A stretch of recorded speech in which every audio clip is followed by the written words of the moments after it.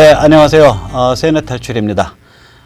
한국 정치 외교가 개판이죠. 그래서 오늘은 이제 이 정치 외교 개판인 거를 좀 풀어보려고 이야기를 들어보려고 한국 정치 외교사학회 회장을 역임하셨고 경기대 정치전문대학원 원장을 지내셨고 지금 경기대 교수시고 또 가장 중요하게는 이 지식인 사회에서 저 같은 사람이랑 이렇게 그래도 배짱이 맞는 사람이 흔치 않아요. 근데 그런 그 열혈 그 대학 교수나 지식인들이 이렇게 모여 있는 동네가 있어요. 한국 자유회의라고 상당히 많은 지식인이 모여 있는데 거기 이제 창립 주도 멤버이기시도 하는 그 조성환 교수님을 모셨습니다. 안녕하세요. 네, 반갑습니다, 선배님. 사실은 이제 학교로 치면은 선후배 돼요. 1년. 1년인데 네. 내가 어디서 소문 들어보니까 이렇게 해서 나이는 내가 조금 밀릴 수도 있어요. 학번은 좀 그런데 어쨌거나 어디 어떠세요 요새 날씨도 더운데? 날씨만큼 짜증나죠. 아무도 예상하지 못한 여러 가지 상황을 매일같이 뉴스를 통해서 혹은 뭐 현실을 통해서 봐야 되니까 불안하고 걱정입니다. 그래서 사실은 내가 박주필님 내가 선배라고 부를게요. 박 선배가 하는 세뇌 탈출을 사실 위안 삼아서 이렇게 보면은 상당히 낙관적으로 또 풀릴 수도 있겠구나라고 하는 걸 느꼈는데 그래서 사실은 오늘 내가 초대받은 게 아니라 사실은 우리 박 선배한테 도대체 그 낙관의 근거가 어딘지 내가 좀 배우려고 왔습니다. 이거 무시무시한 말인데 배우려고 왔다고 해놓고 딱 첫번이 나오는 게 신문하러 왔다 이렇게 되면 당신 낙관의 근거가 뭐야? 그렇죠. 아니 뭐 근거는 알아야지. 우리 연구하고 학자들이라고 하는 게 사실 뭐 세뇌 탈출을 통해서 저도 개인적으로는 사실은 영어로 좀 이야기하면은 pessimistic optimist입니다. 그러니까 비관적 낙관주의자. 비관적 낙관주의자. 이게 사실은 지식인의 학자들의 우한 의식하고 연관이 되는데 길게 보면 낙관하고 매일매일 일어나는 데는 걱정이 심하고 그렇습니다. 그렇죠. 뭐 제가 여기 오기 전에 오늘 아침에 잠깐 쓴 글이 있어요. 그러니까 기본적으로 첫째 이게 그 문명에 관한 게임이다. 저는 이제 그렇게 보고 있거든요. 그러니까 이 문명의 추세를 특히 이게 이제 1990년대에 세계 무역기구 또 1990년대 초의 그러니까 소련 동구권이 완전히 이제 끝나버린 거. 91년에 소련 해체니까 91년 12월에 그리고 1994년 세계 무역기구 또 1994년에 글로벌 실시간 소통인 인터넷이 이렇게 상용화되기 시작한 거. 그런 추세 이후로 지금 한 25년 정도 인류가 그 전에 없었던 방식의 이제 글로벌 차원으로 촘촘하게 엮여가고 있는 거거든요. 계속 이 엮임이 심하다고요. 그렇죠. 글로벌 차원에. 이거를 그리고 이 엮임의 기본 원리가 뭐 이제 그 서로 윈윈하는 그런 상생의 원리고 공정 세계 시장의 원리고 자유민주주의를 원리로 삼고 있는데 이거를 정면으로 대항을 하기 시작을 했다. 그 중국이. 그렇죠. 그리고 그 중국의 시다바리가 북한이 돼버린 셈이고 그래서 이거는 게임 자체가 우리가 이길 수밖에 없는 게임이다. 그리고 이제 국내 정치가 아무리 우리가 절망스럽더라도 이 그 문재인 정부나 깡통 좌파, 깡통 진보가 이런 중국이 버텨낼 수 있다. 중국이 미국을 누를 수 있다. 뭐 이런 식의 착각 혹은 북한이 중국 시다바리 역할을 하면서 견뎌낼 수 있다. 이런 착각에 배팅하고 있는 사람들이거든요. 이 진영이. 그래서 이거는 우리가 장기적으로는 질 수 없는 게임이다. 뭐 이런 이제 그 말하자면 터무니없는 장기적 정신 승리를 하고 있는 거죠. 그런데 그거를 이렇게 야단을 대놓고 치시니까 제가 뭐 기분이 별로. 세뇌 탈출 보면서 저는 충분히 우리 박주필님은 모더니스트다. 인류사의 가장 중요한 그 진보 혹은 획기적인 발전 그거는 자유로운 혹은 책임지는 개인의 탄생이라고 하는 그걸 생각의 모든 중심에 놓고 지금 문명사적 선도 지역에 대한 가장 기초적인 요소를 그걸 보는데 거기에 대해서 이제 말하면 자유민주주의가 민주주의가 아닌 때를 중심으로 하는 민주주의가 아닌 자유민주주의를 조건으로 하는 새로운 문명사 혹은 개방된 세계자본주의 혹은 시장경제 뭐 이런 것들을 다 기본적으로 자유의 진보라고 하는 전제가 있어서 내가 많이 배웠습니다. 저 개인적으로도 학생들을 가르칠 때 우리가 두 가지 문제를 제가 던집니다. 하나는 인류사에서 가장 진보적이라고 생각하는 사건이나 생각이 뭐냐라고 물으면은 아무도 답을 못해요.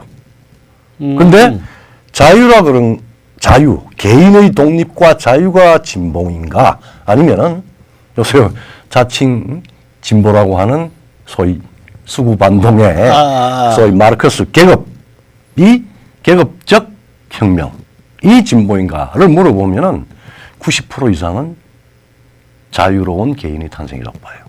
이거는 그렇죠. 이제 생활이 그러니까 네. 누구한테 제대로 안 배워도 그렇죠. 본능적으로 그렇게 그렇죠. 느끼겠죠. 근데 사람들이 정치적인 판단을 하거나 예. 행동을 할 때는 예. 개인의 자유와 개인의 자율성 이거보다는 전체에 몸을 맡겨버리고 자기 정치적 의사도 그냥 다수가 행하는데 거기에 합류하지 않으면 굉장히 불안해하고 그렇게 해서 선동이 가능한 그런 세상이 지금 우리가 맡고 있는 세상 아닌가라고 하는 생각이거든요. 그러니까 네. 집단주의적이고 그렇죠. 획일주의적이고 그렇죠. 조금 더 이제 과격하게 표현하면 소프트 토탈리테리니즘이에요. 그렇죠. 그러니까 인간의 얼굴을 한 인간인 것처럼 보이는 일종의 아주 그 뭐라 그럴까 연성 전체주의. 네. 지금 한국 사회의 전체적인 분위기가 그래서 이 정치적 사회적 판단을 할 때 자기의 그 나 자신의 원칙과 이게 뭔가 선택이 뭔가에 대한 성찰 없이 네. 그냥 주변 따라서 그냥 얼레벌레 가버리는 그런 분위기죠. 그래서 굉장히 절망스러운 점이 있는데 지금 그 아까 제가 이제 낙관의 근거를 결국 그 이제 문명의 근본적인 추세와 중국의 충돌 혹은 네. 문명의 근본적인 추세와 북한의 이게 북한은 충돌 자체도 아니고 얘는 그냥 탈영한 거야 문명으로부터. 그 메르켈이 얘기했잖아요. 탈영했죠. 메르켈이 문명으로부터 벗어난 놈들이다라 그래. 상태입니다. 그렇게 얘기했잖아요. 네. 그 독일 총리가 그 전에 그렇죠. 몇 년 전에 네. 이런 주제 이런 문제인데 이거를 조금 더 몇 가지 이렇게 좀 이 정치 외교사적으로 좀 한번 좀이나 그런 관점에서 한번 좀 말씀을 해주시죠. 참 불행한 거는 냉전 때문에 2차 세계대전 뭐 소련과 두 어깨 국제정치 두 어깨가 같이 할 수 없어서 20세기 문명의 가장 특이한 형태인 전체주의 진영과 민주 진영의 이 말하는 분리가 있었잖아요. 그랬죠. 거기에 네. 불행히도 우리는 북은 스탈린의 코드에 들어갔고 네. 우리는 유엔이라고 하는 탄생부터 단순히 미국이 아니라 유엔이라고 하는 개방된 국제사회의 선도적인 지역에 편입이 되고 그리고 20세기 가장 성공한 국가 모델로 성장을 했습니다. 여기서 잠깐 좀 예. 제가 짚어드릴게요. 우리 예. 유엔이 인정한 한반도 유일 합법 정부가 된 게 우리가 언제죠? 48년 12월이죠. 12월이죠. 예. 그러니까 우리가 48년도 8월에 건국을 했고 예. 그것에 대해서 유엔이 인정한 유일한 합법 정부가 12월 12일. 그때 그거 사인한 거 기념으로 받아온 사람이 있는데 그 누가 받아왔더라? 장면이 받아왔던가? 작년인가? 받아왔어요. 예. 받아왔는데 네. 조병옥은 아닐 조병옥은 거고 아니고. 내무장관이니까 네. 누가 가서 그때 거기 갔다가 받아왔어요. 총회 갔다가. 그런데 사실은 12월 12일은 네네. 한반도의 유일한 합법 정부로 승인받는 결과고 네네. 우리가 미국과 소련이 소위 미소 공동위원회를 네네. 해서 네.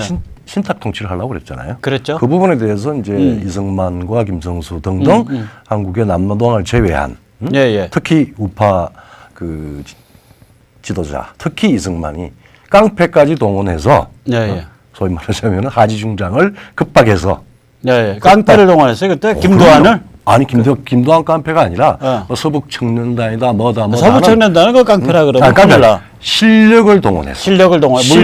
물리력을 동원해서 미 군정청 하지를 사실은 압력을 가했죠. 우리는 독립할 수 있다. 우리는 독립해야 된다. 그리고 47년에는 이미 미국을 가지 않습니까? 미국의 와싱턴에 가서 왜 우리를 신탁 통치하려고 그러느냐. 네. 우리는 자주국으로서의 모든 여건을 다 갖춘 그런 민족이자 국가이다. 그리고 유엔에서 미국이 지원하는 유엔이 그러면은 주민들의 의사를 물어라. 1919년 윌슨 대통령이 소위 말하는 self-determination, 민족 자결, 소위 뭐 국민 자결이라고 하는데 그렇게 해서 그러면은 투표해서 조선 사람들이 스스로의 정부를 택할 수 있다라고 주권적인 행동을 할 경우에 그러면은 독립해. 그렇게 해서 50선거가 만들어졌습니다. 그렇죠. 그 50선거를 반대하는 게 4.3 사태죠. 제주 4.3이고 제주 4.3을 진압하려고 출동시킨 국군이 여수 순천에서 반란을 일으킨 게 여순인데 그렇죠. 지금 뭐 이제 국사 왜곡이 심해가지고 그렇죠. 뭐 제주 4.3을 거의 무슨 뭐 일방적 양민학살, 제노사이드로 이렇게 규정하잖아요, 분위기가. 그렇죠. 제노사이드로 규정하거든요. 근데 이거는 이거는 대한민국 역사가 엄청나게 왜곡돼 있는 사건이죠. 제주는 뭐 다 아실 분들은 아시지만 그 일본 공산당에서 오사카 베이스의 일본 공산당에서 고도로 훈련받은 정예 공산당원들이 그렇죠. 인구 대비로 보면 제일 높은 지역이에요. 거기가. 그렇죠. 남나당하고 합류가 돼서 사실은 그래서 50선거라고 하는 게 헌법학적으로 헌법 제정 권력이라고 이야기를 하는데 말하자면은 조선 왕조의 권리 없는 백성 혹은 일본 강점기에 한국 시민이 아니라 근대적인 서양의 한 300~400년 전에부터 만들어서 프랑스 혁명기에 만들어진 말하자면 주권자의 탄생입니다. 국민의 탄생이에요. 네, 그게 대단한 날이에요. 백성으로부터 국민이 탄생하고 그 대표자를 통해서 대표자를 택하고 그 다음에 헌법을 즉 왕의 개인에 의한 퍼스널 룰링이 아니라 법에 의한 지배를 주인이자 동시에 그 국가의 구성원으로서 역할을 다하는 국민의 탄생이에요. 그래서 7월 17일 날 헌법이 공포가 되었고 그다음 8월 15일 날 그야말로 객관적이고 완전한 근대 공화국이 탄생을 한 거 아닙니까? 그렇죠. 그래서 그게 건국이죠. 근데 뭐 문재인 대통령이 19년을 임시정부를 우리가 3.1운동 이후에 왕정이 아니라 공화국으로 가겠다라고 하는 그런 정신을 가진 고귀한 지사들이 있어서 우리가 앞으로 독립을 하면은 복국을 해서 독립을 하면은 나라는 공화국으로 만들겠다라고 하는 선언을 하고 새로운 독립투쟁을 하고 나라를 회복하고 새로운 나라를 만들겠다라고 하는 단체가 만들어진 게 임시정부인데 그걸 국가라고 이야기를 하면 안 되죠. 그냥 프로비저널 가버먼트고. 그렇죠. 그다음에 우리가 지금 현재 우리 국호를 가지고 있는 ROK, Republic of Korea. 리퍼블릭은 국가고 가버먼트는 가버먼트 아니에요. 근데 그걸 갖다가 100년을 올리면은 19대 대통령 취임 선서는 어떻게 됩니까? 자기 스스로 자기의 법적 지위를 부인하는 거 아니겠어요? 그리고 임시정부 문건에 보면 일제시대를 건국기라고 불러요. 그렇죠. 건국기. 그러니까 건국해 나가는 과정. 네, 그렇게 이미 임시정부가 스스로를 건국기라고 부른다는 얘기는 뭐냐면 대한민국이 아직 건국되지 않았다고 얘기한 건데 그걸 대한민국 건국을 뭐 19년까지 끌어올린다 이런 얘기는 결국은 48년에 건국된 대한민국이 친미주의자들, 친미 우익들에 의한 남쪽에 만들어진 괴뢰 정부다 이 소리 하려고 그 짓 하고 있는 거예요. 그러니까 사실은. 북한의 흉악한 얘기죠. 북한의 소위 스탈린이 만든 북한의 정부 지금 구구. 그래가지고 사실은 나도 굉장히 헷갈리는 게 우리가 이야기할 때 그러면은 남북한이 아직 통일되기 전에는 임시적인 나라다. 그게 뭐 백낙천 교수 등등등 이런 분들이 이야기를 하는 건데 과연 그런 건가요? 우리 헌법은 48년 8월 그렇죠. 15일부터 예. 완결된 국가입니다. 그 안에 내용이 민주주의를 충분히 실행할 수 있는 경제적인 여건 혹은 제도적인 여건 이런 것들이 모자라 가지고 그걸 70년 동안 우리가 채워오는 과정에서 비유럽, 비미국, 비구미 사회에서는 가장 모범적인 국가로 우리가 지금 기적과 번영의 역사를 만들었지 않습니까? 근데 왜 다시 48년 이전으로 돌아가라고 그러는 거죠? 네, 뭐 여러 가지 흉악한 이제 그 의도가 있는 거죠. 뭐 엉터리 소리 할 때는 다 그. 그래서 내가 아까 전에 그 문명은 예. 문명은 분명히 자유의 신장을 위해서 혹은 또 세계 시장의 확대, 동일화 뭐 이런 걸 가는데 그거하고는 다른 방식. 후쿠야마가 뭐 역사의 종말 얘기인데 그거 나 사실은 믿지는 않았는데 과연 우리가 세계사의 이런 큰 흐름의 편성 혹은 그 세계사의 큰 흐름을 잘 이용하면은 지금까지 보지 못한 70년의 어떤 성취를 놓고 더 비약을 할 수 있을 건데 지금 왜 이렇게 주저거리고 있느냐? 그러니까 한국인의 정신과 영혼이 깊게 타락해 있는 거예요. 그래가지고 이걸 지금 감당을 못 하고 있는 건데 자기가 해놓은 일을 지가 감당을 못 하는 거예요. 그런가요? 자기의 성공을 자기가 감당을 못 하는 거예요. 솔직히 말씀드리면. 그런데 아까 이제 잠깐 이거 뭐 중국은 또 다른 의미에서 지 성공을 지가 감당을 못 하고 있잖아요. 중국도 말하자면은 모택동이 죽은 게 1976년이죠. 그렇죠. 그해 이른 봄인가 그해 1월 달인가에 주울레가 먼저 죽었고 가을에 모택동이 죽었고 죽자마자 10월 달에 죽자마자 바로 4인방 체포됐고 그렇죠. 그러고 나서 화국봉 체제에 가다가 이제 상해파를 등에 업고서 등소평이 들어오면서 호요방 세우면서 이제 딱 지금 중국의 길로 가기 시작한 거 아니에요. 81년경인가 80년경에. 그렇죠. 그러고 나서 중국이 내리다지로 한 30여 년을 잘 달렸단 말이죠. 그러니까 말하자면 이게 뭐냐면 미국이 주도하는 세계 문명, 인류 문명 속에서 자기가 그러니까 하나의 일각을 차지하고 역할을 함으로써 인류 문명의 그 블레싱, 축복을 받아서 자기가 번영하겠다. 이 전략을 잘 택해서 한 30년 발전을 해왔는데 지금 중국에서 일어나는 일은 어떻게 보세요? 지금 이게 뭐 제가 보니까 보통 일이 일어난 게 아닌데 그래서 미중 갈등으로 가고 있는 건데. 그러니까 하오야방까지는 말하자면은 키신저의 외교혁명. 키신저하고 주얼레가 소위 말하자면 중소 분쟁이 생기면서 그 중국하고 구소련하고 사이가 안 좋은 그 빈틈을 키신저가 70년, 71년, 72년이죠. 소위 핑퐁 외교로 해서 중국을 정상적인 국가, 즉 중국을 인정해주고 정상적인 국가로 품어주니까 이제 너희 반소해라 그런 거지. 뭐 반소까지는 안 가더라도 하여튼 소련과 각을 세우게 만들었죠. 그때. 소련과 떨어져라. 각을 세웠지. 그래서 지금 우리 다음에 이야기할 북한을 중국과 떨어져라라고 하는 게 지금 트럼프의 그거 같은데. 근데 그러고 나서 실제로 세계 무역 질서 속에서 중국이 그걸 제대로 작동하기 시작한 건 그로부터 10년이 지나서요, 사실. 거의 10년이 지났어요. 왜냐면 모택동 죽고 나서야 개혁 개방 돌면서 이제 그때 주어진 그 가능성을 100% 이용하기 시작하죠. 80년대 초부터. 뭐 물론 개혁 개방 결의는 78년 연말에 했지만은 실질적으로 그 개방이 이제 이 정책으로 실시되는 거는 81년, 82년, 83년입니다.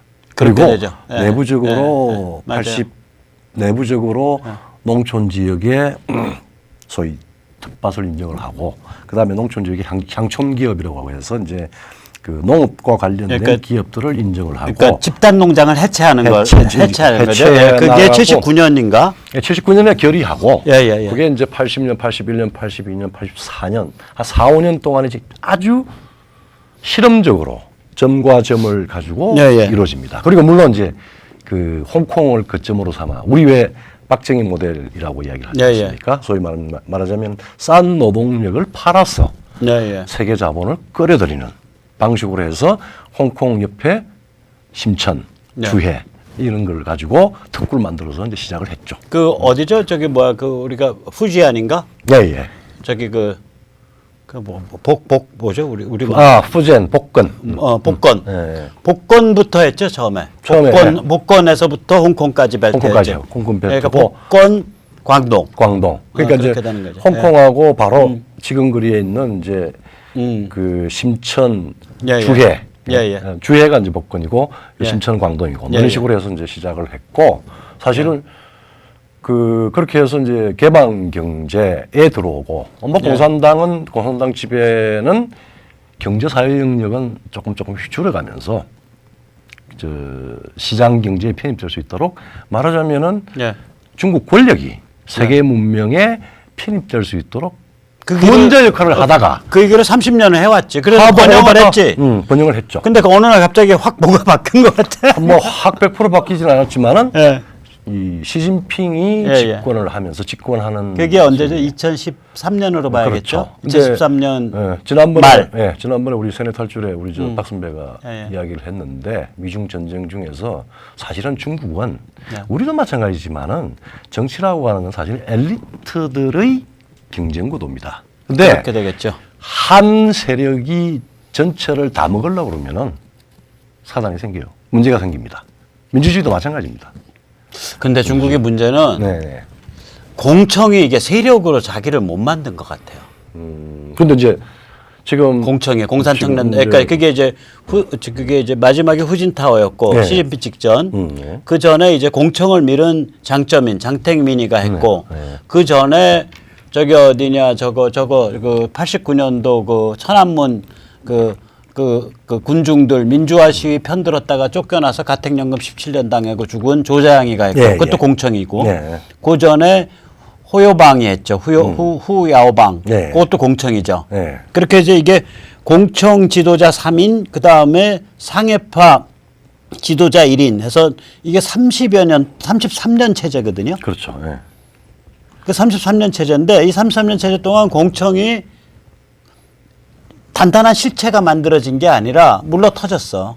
그래가지고 이제 태자당에 치고 들어오니까 전부 무장해제당하고 깨갱한 거예요. 우리 대학 다닐 때 그래서 우리 대학 다닐 때 소련 보면서 한 말이 있지 않습니까? 테크노크라트하고 그다음에 폴리토브로하고 즉 정치적 레드 폴리티컬 리더하고 그다음에 그걸 받쳐주는 테크노크라트하고가 구분이 되고 사실 테크노크라트가 폴리토브로 특히 이제 구소련을 가지고 이야기를 하지만은 그걸 구축하기가 쉽지가 않습니다. 사실 정치는 폴리토브로 말하는 정치 레드 중국이나 소련 같은 경우에 정치 탑을들이 해요.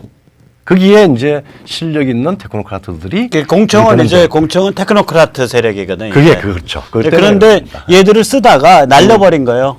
얘들을 쓰다가 이 권력 핵심부가 날려버리고 자기들이 직접 튀어 올라온 거라고 지금 시진핑은 저는 그렇게 보여요. 그런 셈이죠. 그러니까 후진타오가 굉장히 뛰어난 엘리트였고 굉장한 중국의 말하자면 관리자였죠. 국가 경영은 귀재였습니다. 왜냐하면은 덩소평보다 더 뛰어난 업적을 만드는 게 덩소평이 박정희의 초기 발전 모델을 가지고 실험적으로 1.1점씩 개혁 개방을 해나갔어요. 그렇죠. 그래서 기반을 만들었고 사실은 가장 큰 위기는 공산주의에서 탈사회주의, 탈공산주의를 할 때 가장 중요한 문제가 되는 게 사실은 국유기업을 어떻게 할 것이냐의 문제였어요. 지금 이제 푸틴은 공산당이 아닌 그 정보국 출신 공산당이 KGB가 소위 신분 세탁해서 민간으로 나와서 공산당을 먹는 그래서 국유기업을 먹었어 지금 자원 경제를 가지고 있죠. 그런데 중국은 제일 큰 문제가 천안문 사태하고 국유기업 개혁하고 이 두 가지 겹쳤어. 그때 그 말하자면 상해파나 태자당이 자기들이 그걸 관리할 수 있는 능력이 없었습니다. 그러니까 자기들이 뒤에서 권력 후견을 해주고 정말 실력 있는 후진타오를 내세워서 한국형 대기업 제도를 만들었습니다. 그리고 가다가 이제 다시 바꿔오라야 하고. 이제 그게 지금 이제 하다가 대기업 체제로 가면서 그 과정에는 상해방이나 혹은 태자당이 관문이 돼 있는데 이 둘의 싸움 위에 시진핑이가 들어섰고 시진핑은 상해파를 제압하는 방식으로 갔거든요. 그렇게 되죠. 그러니까 지금 태자당이 독점하는 구조로 갔었고 그러니까 그 공청당에 해당하는 리커창 네. 지금 총리는 그냥 허울입니다. 허울이 되죠. 지난번에 네, 전인대 할 때 보니까 시진핑이 리커창의 연설에 대해서 눈길도 안 줘요. 네. 그게 과연 그게 다 연출인데, 연출인데 그걸 눈길 안 주는 걸 연출한 거지. 그러니까 네. 너네들은 내가 조금 심한 말 할게. 시다발이야. 시다발 껍데기야. 껍데기야. 그거지. 그걸 보여주는 거지. 태도로. 그래가지고 이건데 이제 그건 내부 사정이고 외부로 그게 이제 어떻게 표출됐냐고. 근데 왜 지금 트럼프하고 미국하고 이제 대판 붙느냐? 예. 이게 이제 비즈니스맨 출신인 트럼프로 봐서는 이게 이제 아메리칸 퍼스트라고 하는 비즈니스 마인드로 하는 같이 보이지만은 사실상 그건 아닙니다. 그거는 아니죠. 문명의 문제, 예. 그다음에 체제의 문제, 예. 가치의 문제 이런 것들이 다 들어가 있습니다. 그렇죠. 그게 왜냐하면은 시진핑 중국이 그동안 키신저와 주얼레의 외교혁명에 의해서 사실은 미국이 중국을 품어줬어요. 그런 거죠. 중국은 미국의 품 안에서 영양분을 빨아먹고 10%의 성장을 해왔습니다. 그렇죠. 30년 동안. 또 미국은 그 저가의 말하자면 중국산 제품을 가지고 미국 국내 사회의 복지를 도모했습니다. 그런 거죠. 그러니까 그걸 교환했는데 보니까 시진핑이 지금까지의 미국이 품어줄 요소를 벗어나서 독립적으로 미국하고 경쟁을 하겠다는 겁니다. 근데 그 경쟁도 페어하게 뭐 군사력을 가지고 경제력을 가지고 이런 게 아니라 지금까지 현대 문명이 기초한 중요한 요소들을 명시적으로 위반했습니다. 예를 좀 들어주시죠. 첫째가 아무것도 아닌 것 같이 보이지만은 뭐 중국이 경제 성장을 하니까 에너지가 필요하고 그래서 남사군도에 때 아닌 2000년 전에 한나라 때 중국 어부가 거기서 고기를 잡았다고. 남사군도라 그러면 이제 저기 필리핀하고 뭐 베트남하고 사이에 있고 중국으로부터는 가장 멀리 있어요. 그걸 뭐 구단선 이러면서 중국의 말하자면 전통적인 세력권 개념으로 해서 자국 영토다 이라고 가지고 그 섬을 하나 환차로 하나 잡아서 거기에다가 시멘트를 부어서 군사 비행장을 만들었습니다. 이거는 아마 1648년 웨스팔리아 조약 이후에 모든 국가들이 자국의 영토와 그 주권을 가진다라고 하는 주권 국가의 원칙, 주권 평등의 원칙을 정면으로 부인하는 거예요. 굉장히 큰 도발이죠. 굉장히 심각한 도발이죠. 미국까지도 그 부분은 굉장히 조심해야 되는 부분이고 베트남전이나 이라크전이나 이런 데서 미국이 국제사회로부터 상당히 고립된 거는 바로 그거였어요.